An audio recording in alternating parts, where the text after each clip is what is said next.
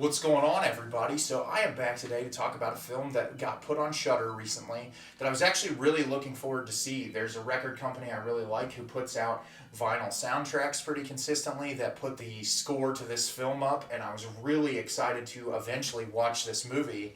And when I saw Shudder put it up and I saw the poster, I was like, shit, I've got to jump on this and watch this movie immediately. And the film I'm going to be talking about today is The Stylist. As always, if you'd like the video and subscribe to the channel before we get started, it helps me out a lot and it lets me know the type of content that you're looking for as the viewer. The Stylist is directed by Jill Gevargizian. Claire is a lonely hairstylist who secretly murders and scalps her clients when Olivia makes the well-intentioned mistake of asking Claire to style her hair for her wedding.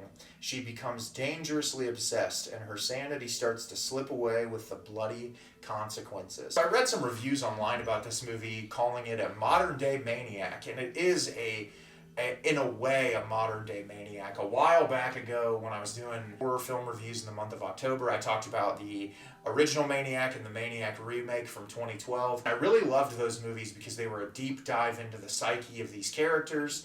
And this movie is similar to that, and I really liked that a lot about this film. I think that it's really engaging. Claire, played by Najarra Townsend, is incredible. She is who steals the show of this film, and I just thought that it was really well shot, well acted, and well directed. And obviously, it's not really super original being the scalping thing for Maniac, but at the same time, it takes that concept and does it in such a unique way that even though the ending was relatively predictable and there were some plot points that I had a feeling were coming, it was still engaging enough for me to enjoy. The first thing I do want to talk about is the cinematography. This film has a very dream-like, almost ethereal feel that I really appreciated. Unlike Maniac, the original Maniac, which feels like a super gritty and grimy and gross found footage movie, which it's not a found footage film, but just the shakiness of the camera and the naturalness feels like that. This feels much different and in a very unique way. The opening shot of this movie is fantastic and really gives you an idea of what you're getting in for. And what I like about this movie, similarly to those Maniac films, well, the 2012 film gives you a little bit more insight into why our lead character is losing his mind and doing these terrible things. This movie leaves a lot open to your interpretation, and I liked that. You get insights into Claire's psyche and a little bit about her past by comments that she makes to Olivia and the people around her. But it's really interesting. She has this room in the basement of her house where she keeps all these scalps, and they're on they're not mannequin heads, but they're the heads you'd see in a stylist shop that they'd put wigs on so that they can style them and make them look normal. I don't know what the term is for it. I'm not in the hair industry. But she's got a bunch of those with those scalps on them, and she'll go in there and she has this huge vanity mirror, and she'll put a scalp on from one of the women that she killed, and she'll reenact the conversation in the mirror with herself. And it's almost like she feels so isolated and alone and that she can't have connections like normal people, that she's trying to live vicariously through these other people and getting what she wants in a different way. You can tell that she has a lot of self-hatred issues, and obviously that's no excuse to scalp and murder people. But you get introduced to this character, Olivia, who is a regular of hers, who she has not killed, and she asks her to do her hair for her wedding and says that the person who was supposed to do it for her flaked out. And they start to build this bond together, and she gets closer to her, and you almost see a glimpse of humanity in Claire at certain points through the film. And obviously, knowing the type of movie that this is, there's probably not going to be a happy ending, but you kind of see where that obsession takes hold, and how when things go bad between her and Olivia is when she starts to act out more and do things. There's even a period where their relationship gets stronger, that she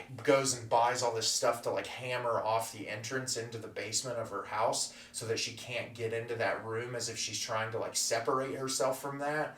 And she got a lot of photos of her mother. She talks about her mom a lot in the movie, and you wonder how damaging that was to her own psyche. And her mother was also a hairstylist, so she's taking on after her. And so there's all these really unique and interesting plot points thrown in that keep you engaged and asking questions as to why our character is like this. The cinematography in this is wonderful. There's so many unique shots. I love the use of color in this film. It's really, like I said, it's very dreamlike. It really gets us in the headspace of this character and her kind of losing her sanity, but also the way that she presents herself in real life to make herself seem more normal, and how she's treated by people around her, and the lengths that she goes to kill these people is really fascinating, and the camera really accentuates that. The score to this film is amazing. I really loved it a lot. There's so many unique songs in this that just kind of create that atmosphere that the movie's going for. It's not like heavily dark or over the top as far as like menacing. It's just really kind of, like I said, ethereal is really the best word I can think for it. It feels dreamlike at points.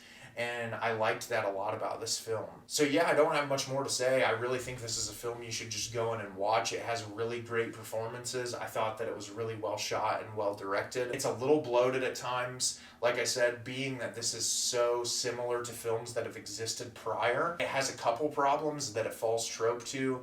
And maybe that's just me because I'm so into horror films that I'm like, oh, I know what's coming, and I guessed the ending before it happened. But at the same time, it didn't take away from my enjoyment of the movie, and I was glad that I sat through this. And I really look forward to whatever Jill makes next, because this movie was really fun, and I like seeing movies that seem to be passion projects, and this was clearly something that Jill really wanted to make, and she did a really fantastic job with it. So have you seen The Stylist yet? Did you love it? Did you hate it? Leave me a comment down below and let me know what you thought. I thought this movie was a lot of fun. It was a really well-made horror film that pays homage to some really great movies, and I look forward to seeing what Jill does in the future. As always, if you can like the video and subscribe to the channel, it helps me out a lot and lets me know the type of content you're looking for. I'm always putting out new material, constantly looking for new films to review, and I look forward to getting more out for you in the future. And as always, everyone, thank you so much for watching, and have a great rest of your day.